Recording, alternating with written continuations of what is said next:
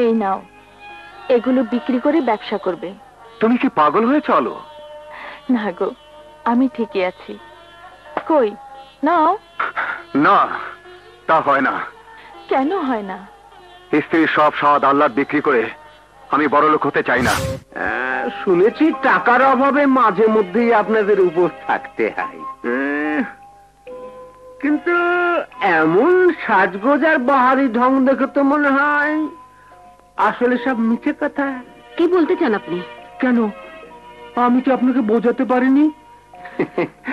নাকি বুঝেও না বোঝার ভান করছেন? দেখুন, আপনি বাড়িওয়ালা আর আমরা আপনার পুরনো ভাড়াটে। সামান্য 3 মাসের ভাড়া বাকি পড়েছে বলে আপনি যখন তখন এসে এইভাবে আমাদের অপমান করতে পারেন না। মোর জ্বালা, সম্মান থাকলে তো অপমানের কথা আসে। বাড়ি ভাড়া চাইতে এলে শুনি টাকা নেই, ঘরে চাল নেই, ডাল নেই। কিন্তু রং ঢং করে ছেলের বিয়ে দিয়ে ঘরে চাঁদের মতো বউ আনছে, টাকা পেলেন কোথায়?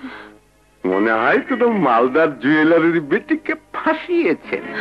ইয়ে বলছিলাম, হাতে তো বহু গহনা দেখছি।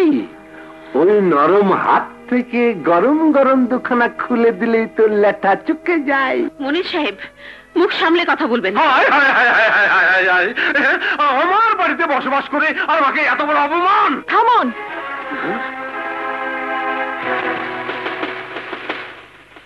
এই নিন, আশা করি এতে আপনার বকেয়া পরিশোধ হয়ে আরো 2 মাসের ভাড়া অগ্রিম হয়ে যাবে। আর কোনো কথা নয়, দয়া করে আসুন।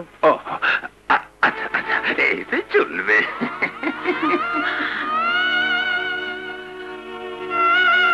এ তুমি কি করলে আলো? বাড়িওয়ালার কাছে আমাকে ছোট করে দিলে। আমি তো কোনো অন্যায় করিনি, কর্তব্য পালন করেছি মাত্র। আর তার জন্য তোমার বাবার দেওয়া গহনা দিয়ে দিলে। কাজটা তুমি মোটেই ভালো করনি। নারীর সবচেয়ে বড় অলংকার হলো তার স্বামী। স্বামীর কাছে অলংকার তো অতি তুচ্ছ। সেই স্বামীর সম্মান রক্ষার জন্য শুধু অলংকার কেন, নিজের জীবনও হাসি মুখে বিলিয়ে দিতে পারি। এসো, ঘরে এসো।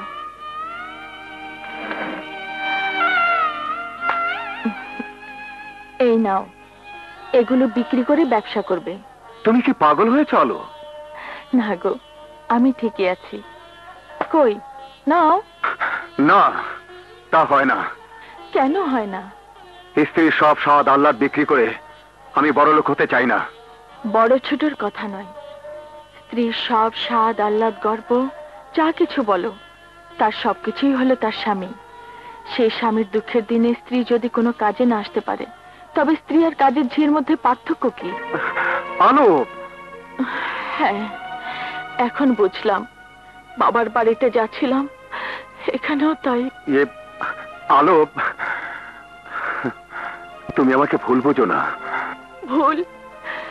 তাহলে এগুলো নিয়ে ব্যবসা করে নিজের পায়ে দাঁড়িয়ে প্রমাণ করে দাও তুমি ঠিক, আমি ভুল।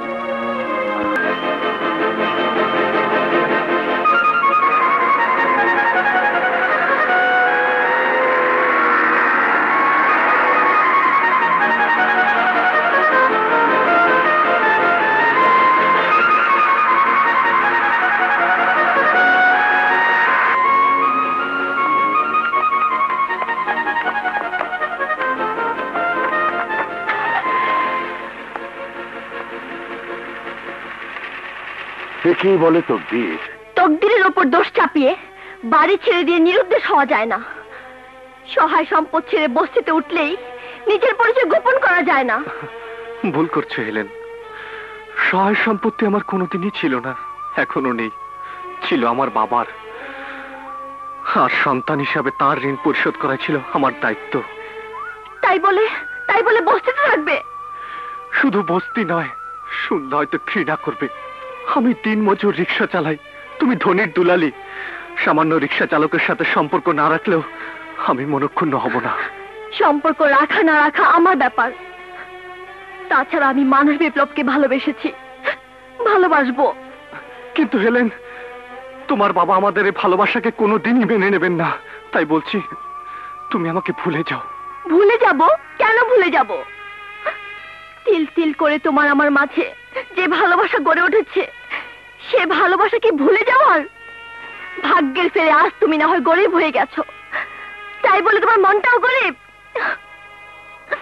না না, এ আমি বিশ্বাস করি না, এ আমি বিশ্বাস করি না। বিপ্লব, তোমার জন্য অট্টালিকা ছেড়ে বস্তিতে কেন, গাছতলায় আমি থাকতে পারবো, তবু তোমাকে ভুলতে পারবো না, ভুলতে পারবো না। আলো, এই যে বসো।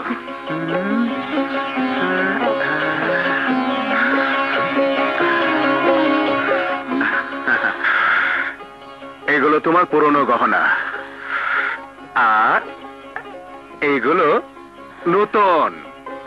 তার মানে তুমি এগুলো বিক্রি করনি? না, বন্ধক রেখেছিলাম। তুমি খুশি হওনি? খুব। এই খুশির দিনে একটা কথা রাখবে? নিশ্চয়ই, বলো। বাবা মার খবরটা, সেই যে বাবার বাড়ি ছেড়ে এসেছে, বিপ্লব আর এলো না, ওকে দেখার জন্য মনটা কেমন করছে। বেশ, আগামী কাল পর্যন্ত একটু ব্যস্ত আছি, তারপর দুজনে একসাথেই তোমাদের বাড়িতে যাব। কি খুশি? হুম।